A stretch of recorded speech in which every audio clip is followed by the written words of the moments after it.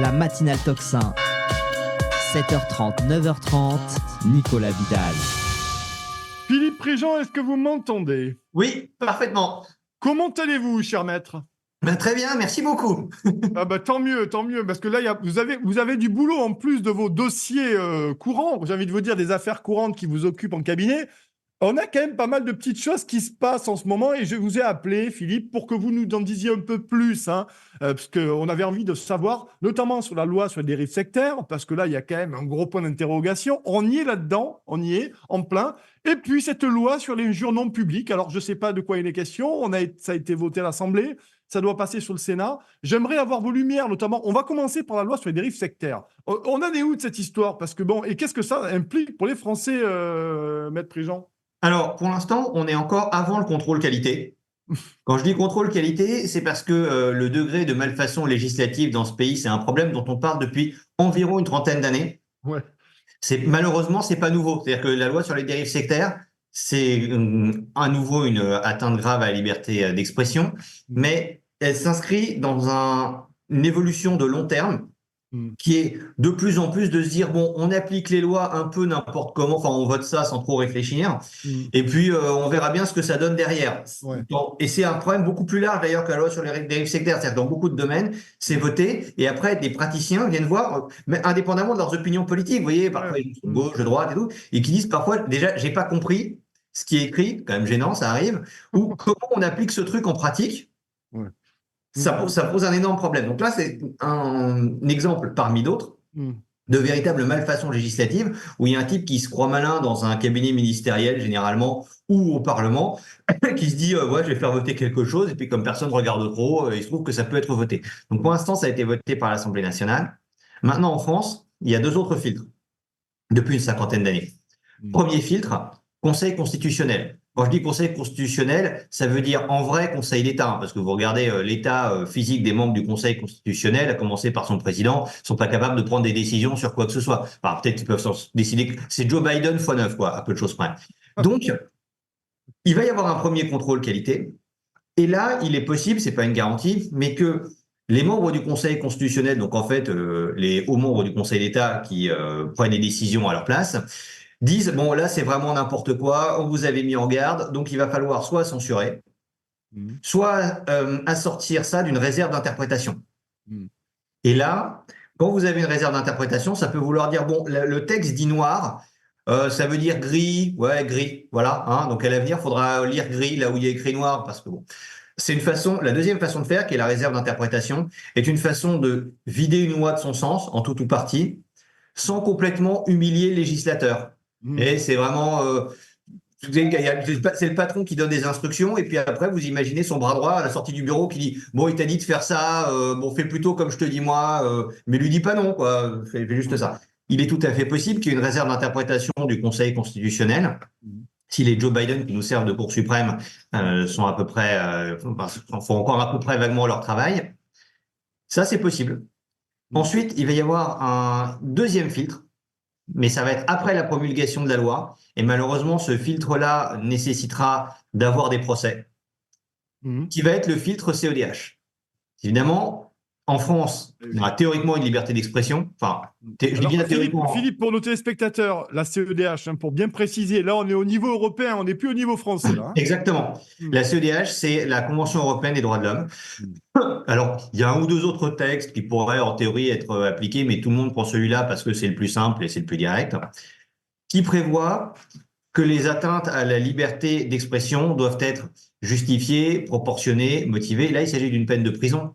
Alors, ça ne veut pas dire que la peine de prison sera effectivement infligée, mais quel est le raisonnement de la Cour européenne des droits de l'homme, donc quelle est sa jurisprudence, c'est de dire, la question n'est pas seulement de savoir la peine qui va être appliquée pour déterminer l'atteinte à la liberté d'expression, mais la peine encourue. Quand les gens se posent la question sur cet article 4 de la loi contre les dérives sectaires, ils ne regardent pas les décisions du juge d'application des peines, les règles, les articles 132 et suivants du code pénal concernant la motivation des peines. Vous voyez, je vous en parle, mais personne ne va aller regarder ça. Presque personne. Les gens vont se dire, oula, attention, je risque de la prison Je sais jamais ce que ça peut faire si jamais je tombe devant un magistrat. Et puis les gens, à juste titre, ont peur. Vous dites aux gens, vous risquez de la prison, même si après vous rajoutez dans la suite, non mais attendez, en réalité, les peines de prison ne sont pas infligées, elles ne seront pas exécutées si c'est le cas.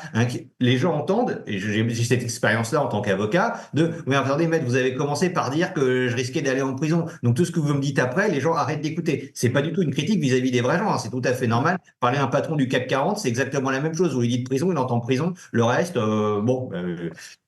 il sait que c'est là, mais il n'en tient pas trop compte.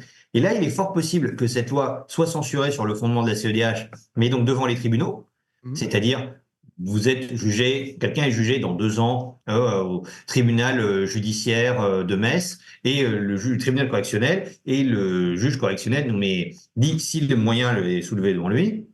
Bon, écoutez, ça va pas être possible d'appliquer cette loi, elle viole la CEDH, donc non, on va pas on va infliger une peine à monsieur, mais ça voudra dire qu'il y aura eu un procès. Et en fait, et non seulement il y aura eu ça, mais cette protection CEDH, et même la protection réserve d'interprétation, si c'est le cas, posera un problème de double standard. Pourquoi? Parce que ça créera 2 catégories de citoyens. Ceux qui savent qu'en fait, c'est une loi pour rigoler, gens comme moi, par exemple, qui seront là, ouais, on a écrit ça, et puis hop, tiens, j'irai au tribunal et je donnerai un cours de droit au procureur. Et d'ailleurs, probable que j'irai même pas au tribunal parce que le procureur n'a pas envie de se prendre un cours de droit en public parce qu'il n'est pas là pour se faire ridiculiser. Donc, il faut comprendre le bonhomme aussi. Donc ça va créer une première catégorie de citoyens, ceux qui connaissent les règles et qui donc vont pouvoir s'en affranchir en se disant ça compte pas, enfin celle-là ne compte pas. Et l'immense majorité de la population qui se dira non mais attendez, moi je risque d'être sanctionné, je ne sais pas, peut-être que j'ai entendu un type dire sur un podcast sur Internet, dans une excellente émission Toxin, que ceci, cela, mais enfin bon, moi j'ai pas envie d'aller en prison non plus. Là encore, réaction tout à fait naturelle. Donc il est à souhaiter, malheureusement c'est pas du tout certain, il est à souhaiter que le Conseil constitutionnel se dise je vais essayer de faire le travail que je me suis donné, donc je vais censurer. Parce qu'à ce moment-là, on aura une véritable censure de la loi et les gens ne seraient pas inquiétés.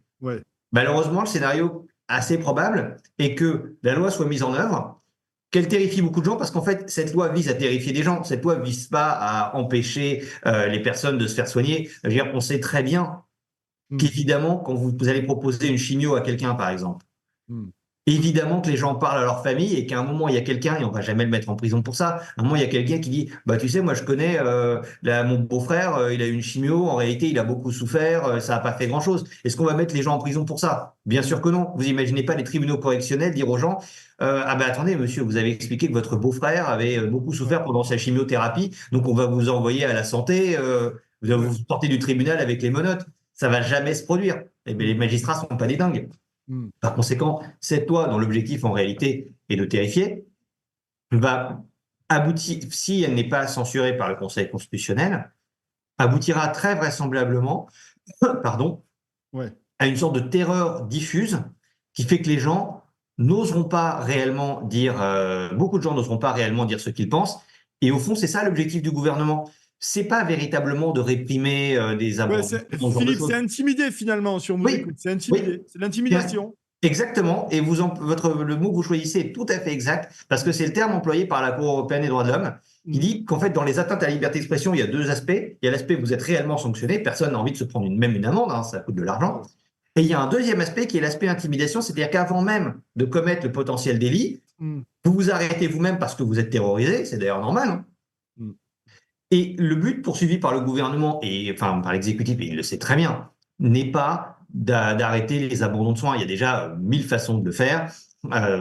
Premièrement. Ensuite, il faut arrêter le côté il va y avoir des abandons de soins. Évidemment que ça va continuer à se faire et qu'il y a des gens qui vont continuer à en parler. On ne va pas dire à quelqu'un on va vous mettre en prison parce que vous avez dit que votre beau-frère a beaucoup souffert lors de sa chimiothérapie. Ça n'a pas de sens. C'est-à-dire que, et d'ailleurs, si on était dans un pays où il y avait moins de malfaçons législatives, peut-être que si on s'excitait moins à faire plein de lois sur des sujets à la noix au lieu de régler les vrais problèmes, normalement, ce problème aurait dû être réglé en commission des lois. Ils ont d'excellents experts. Il y a certains groupes qui ont des bons experts juridiques et dire non mais attendez, cette loi c'est n'importe quoi. On sait très bien que c'est stupide, on va pas l'appliquer. Mais c'est pas du tout une loi faite pour la vie des vrais gens et pour avoir un véritable effet sur la santé publique. Sachant qu'en plus, soyons clairs, vous avez 3 médecins, dont un professeur barre des titres, qui vous dit « Monsieur, je crois que le bon traitement, c'est la chimiothérapie ». Et vous avez à côté le marabout du 19e arrondissement qui dit « Non, moi, j'y crois pas, et c'est plutôt d'étrangler un poulet ». l'immense majorité des gens, même ceux qui viennent des pays à marabout, se disent quand même le prof de droit médecine a l'air plus, plus par rapport au marabout, j'ai plus confiance quand même. Hein. Plus calé sur la question. Je voudrais qu'on parle maintenant, cher Philippe, merci d'être là ce matin. Vous êtes très très nombreux, hein, vraiment très très nombreux ce matin. Merci beaucoup, c'est des records d'audience. Pas autant qu'hier, mais vraiment vous êtes très nombreux pour un vendredi matin. Et merci Philippe Prigent d'être ici. Je voudrais qu'on parle sur la loi, enfin la proposition de loi sur l'injure publique. J'aimerais quand même rappeler à nos auditeurs téléspectateurs l'article 225-16-4 qui dit que la provocation non publique à la discrimination, à la haine ou à la violence à l'égard d'une personne ou d'un groupe de personnes en raison de leur origine ou de leur appartenance ou de leur non-appartenance, vraie ou supposée, à une ethnie, une nation, une prétendue race ou une religion déterminée, est punie, chers amis, est punie d'une amende de 3 750 euros. C'est quoi l'injure non publique, Philippe? Alors, c'est tout ce qui se dit en privé? Alors là, c'est la provocation. Donc, l'idée est de faire taire les gens. Mais alors, il y a pire, il y a cet article que vous avez mentionné, qui est le premier alinéa. Ouais. Mais il y a un deuxième alinéa qui est encore pire, dont on a beaucoup moins parlé parce qu'il concerne moins de gens, mais qui concerne les personnes dépositaires de l'autorité publique ou chargées d'une mission de service public dans l'exercice de leur fonction. Oui. Et là, c'est 1 an de prison. Alors déjà, 3 750 euros d'amende, pas mal. Vous dites qu'il ne faut pas faire le malin, mais 1 an de prison, plus 15 000 euros d'amende pour faire bonne mesure, là, on commence à parler prison. Là encore, dans l'esprit des gens, et ils ont bien raison, l'amende, ça fait peur, la prison fait très peur. Moi aussi, hein, j'ai beaucoup moins peur de payer une amende que d'aller en prison. Que tout le monde est comme ça. Et là, qu'est-ce que ça signifie? Ça veut dire que personne dépositaire de l'autorité publique ou chargée d'une mission de service public, bon, vous êtes à la CAF, vous êtes en train de discuter avec votre collègue, vite, il y a quand même plein de mecs qui viennent pas de chez nous, qui ont jamais cotisé, et celui-là, il a 17 enfants avec 4 femmes différentes, ça nous coûte une fortune. Et bientôt, il aura le minimum retraite, parce que dès lors qu'on est en France, on a un minimum retraite qui est supérieur de 50% au RSA, c'est pas mal. Hein. Vous n'avez jamais travaillé et tout, vous venez en France, vous touchez 1 000 euros, vous touchez 660 si vous êtes descendant des gens qui ont construit ce pays. Bon, bah, vous dites ça à votre collègue en disant quand même, ça coûte une fortune, quoi. Moi, je suis en train de faire l'échec, donc je vois bien que ça coûte cher à l'État. Ah, vous avez dit ça à votre collègue, madame? Dans l'exercice de vos fonctions, bah, c'est-à-dire qu'en même temps, il était 17 heures, je venais déjà de distribuer 37 500 euros à des tocards pendant toute la journée, donc voilà. Ah, c'est donc de la provocation non publique à la discrimination ou à la haine. Ça entretient un sentiment vis-à-vis des mecs qui perçoivent l'échec, quoi. 1 an de prison. Ah ouais. Non, mais, oui, d'accord, ok. C'est comme ça qu'il faut le voir, hein, Philippe, en fait. Ah bah oui, c'est-à-dire que c'est terrifiant pour les vrais gens. Et bien sûr, tous ceux qui parmi ceux qui nous écoutent, je pense qu'une grande majorité, statistiquement, n'est pas dépositaire de l'autorité publique ou chargé d'une mission de service public, parce que les fonctionnaires ou dépositaires de l'autorité publique sont une minorité dans ce pays. Néanmoins, la cible qui souffrira le plus de ça, parce que les peines sont terrifiantes, c'est-à-dire 3 750 euros, ça fait peur. Mais c'est, entre guillemets, c'est seulement 3 750 euros et le procureur va pas forcément faire de longs procès pour ça. Parce que 3 750 euros, c'est quand même une histoire à la mort moelle dans l'échelle des infractions qui existent en France, avec tout ce qu'il y a. Comme il n'y a pas d'insécurité, mais il y en a quand même un peu. Donc, vu les infractions, ça passera pas en priorité. Et puis, ça fait peur, mais ça ne fait pas terrifiant. Par contre, imaginez la peur d'un policier, d'un agent de la CAF, d'un agent des impôts. Je discutais ces derniers jours, j'étais en garde à vue puis déferment pour un de mes clients, et à un moment je discute avec un des policiers autour d'une perquisition. Et là, le policier me dit, c'est simple à moi sur les gens que j'arrête, ces infractions et tout, il y en a 8 sur 10, c'est arabo-africain. 8 sur 10, même Mohamed, Kiadé, tout, c'est ce qu'il me dit en tant que policier. Le bonhomme est dans l'exercice de ses fonctions. Enfin, en clair, on est entre une perquisition et une garde à vue, donc on se déplace dans la voiture et il va pas rester à côté de moi sans parler, parce qu'au bout d'un moment, on passe quand même près de 3 jours ensemble, donc il a envie de discuter avec vous. C'est humain, moi aussi j'ai envie de discuter. Là, moi je vais pas le faire évidemment, mais même 1 an de prison quand même. Hein, pour avoir dit ça. Le flic, là encore, qui part le soir après une garde à vue, qui dit quand même... en France, il y a peut-être, je sais pas, 20% de gens d'origine immigrée. Ils font plus de 80% des infractions. Enfin, ce qui est un constat statistique que font tous les professionnels en matière pénale. J'aimerais Et la prison. comprendre là-dessus. Là, ça repose sur une donnée assez simple, morbide mais simple, c'est la délation en fait. C'est-à-dire que vous êtes témoin auditif, j'allais dire, de ça, vous allez dans le premier commissariat où vous envoyez un petit courrier au procureur de la République en disant telle personne à telle heure a dit ça dans tel cadre. C'est la délation en fait, on est d'accord. Ça repose Alors, sur vous la avez délation, tout à cette fait histoire. raison. Et l'objectif est d'obtenir, on en retombe toujours sur les mêmes combines. L'objectif est d'obtenir un effet de terreur dans les conversations privées. Ouais. C'est ce que faisait l'Union soviétique. Hein. C'est la question que j'allais vous poser, Philippe. Bien sûr. Ils ont déjà tenté le coup, c'est-à-dire que ce n'est pas une nouveauté. C'est-à-dire que le côté propos anti-soviétiques tenus en privé, voilà, c'était des grandes combines de l'Union soviétique. On est en train de retomber sur les grands classiques. Hein. De toute façon, il n'y a pas 150 façons de dresser les gens à fermer leur gueule. Hein. On retombe toujours sur des classiques. Et là, nous employons un mécanisme, là encore, qui est très intéressant, c'est que très vraisemblablement, il n'y aura pas tellement de peines prononcées pour ça. Pourquoi il n'y aura pas tellement de peines prononcées pour ça? Parce que la justice française est complètement sinistrée. On a le nombre de magistrats de l'Azerbaïdjan par habitant, donc je pense que ça vous donne une idée d'où on est. Et de toute façon, il n'y a pas d'argent, c'est n'importe quoi. Tout le monde le sait, ça. Par contre, l'effet que ça aura est que les gens n'oseront plus parler entre eux, y compris parce qu'ils ne connaîtront pas exactement la définition de la loi. Moi, si vous me dites provocation à la haine ou la discrimination, je réfléchis, je vois la jurisprudence sous code parce que c'est mon métier. Donc je me dis, non, attendez, d'accord, ça va, ça c'est couvert, ça c'est couvert, ça c'est couvert. Bon, je le fais parce que je connais le droit. Et il y a un certain nombre de gens qui connaissent le droit. Mais bon, les gens qui connaissent le droit dans ce pays, enfin qui font une droit pénal dans ce pays, c'est à peu près, allez, une personne sur 1000. Donc l'immense majorité des gens ne connaît pas le droit pénal et n'a jamais regardé la jurisprudence sous code d'un code pénal. Ce qui est d'ailleurs tout à fait normal. Hein. Les gens qui nous écoutent pensent pas la curiosité de faire ça chez eux. Si vous avez un code pénal... C'est un peu pénible, Philippe. C'est un peu pénible. Oui, c'est une lecture particulière. Ça plaît aux uns, ça plaît pas aux autres. Voilà, on va dire c'est un peu étouffe chrétien, je me permets de le dire ce matin. Exactement. Et là, mais c'est là-dessus que compte le gouvernement, et c'est ça l'aspect extrêmement vicieux du système, c'est de se dire, en réalité, les gens, en sachant que cette loi existe, et justement sans trop savoir, parce qu'elle est vague dans sa formulation, jusqu'où elle peut frapper, vont avoir peur de parler. Et c'est l'aspect dressage qu'employait l'Union soviétique. C'est de se dire, comme les gens vont avoir peur de parler, y compris avec leurs proches, on va arriver à interdire un bon nombre de discours, simplement parce que les gens vont s'auto-censurer en se disant, je peux parler en présence d'un tel et un tel parce que j'ai confiance, mais par contre là, on est à une soirée où on est 8. Le 8e, je le connais pas trop. Hein. C'est dingue. Non, mais c'est vrai, mais c'est dingue quand on y pense. Exactement.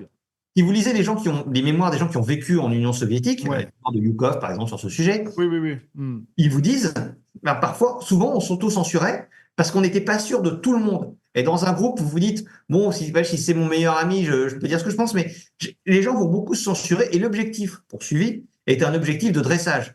L'idée, c'est juste de faire taire de plus en plus les critiques. Et d'ailleurs, pourquoi fait-on taire de plus en plus les critiques? C'est parce qu'en réalité, l'opposition à l'immigration devient de plus en plus virulente dans ce pays. Les gens ont vraiment l'impression que c'est catastrophique. C'est pour ça qu'on leur ordonne de se taire. C'est pas un texte à propos des handicapés ou quoi que ce soit. Personne ne fait de la provocation, enfin, peut-être une personne sur 1 million, de la provocation à la haine contre les handicapés. Non, la réalité, c'est comme les gens parlent entre eux et se racontent des histoires. L'exemple que je vous donnais des policiers, il y a le policier qui me dit 8 personnes sur 10 viennent de l'immigration. Et en plus, ce qui était marrant, c'est que je pense que, parce que pour un autre aspect de la garde à vue, je pense que ce policier votait Mélenchon, peut-être pour des questions sociales, je sais pas quoi, son choix personnel. Mais c'était intéressant que même lui me le dise et tous les policiers vous le disent. Là, l'idée, c'est de faire taire. C'est vraiment de faire taire. Et là où ça devient vraiment très effrayant, je reviens sur ce que je disais, c'est les sanctions pour les fonctionnaires. Mais oui. 1 an de prison, 1 an de tôle, quoi. Allez, hop. Poussez la logique jusqu'au bout.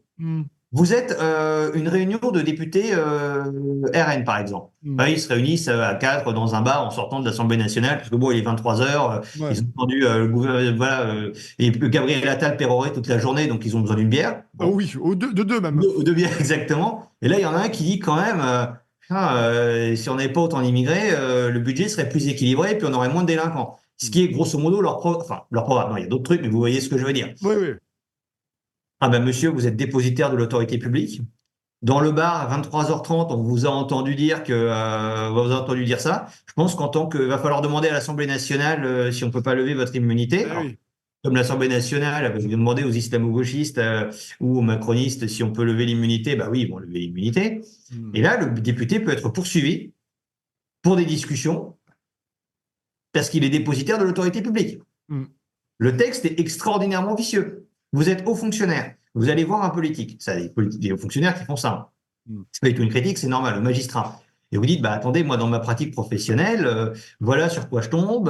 La fraude sociale, c'est ça. Vous avez quand même largement des gens d'origine immigrée.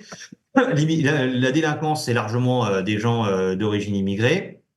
Tout ça, le bonhomme qui dirige la CAF. Imaginez un patron de CAF dans le Limousin qui va voir un député ou un chef de parti politique et qui lui dit bah, écoutez, il y a quand même énormément de fraude, ça nous coûte beaucoup d'argent. Ah monsieur, je ne sais pas si vous n'étiez pas intervenu dans l'exercice de vos fonctions puisque vous avez rencontré un dirigeant de parti politique ou un député. Je pense que c'est une conversation qui justifie de vous mettre en prison. Le jour où vous dites ça à des fonctionnaires, parce que ce sera des fonctionnaires, des agents publics, les gens vont avoir peur. Vous imaginez l'ambiance de peur que ça va être. Vous êtes, en plus, imaginez vous l'homme qui donne un commissariat.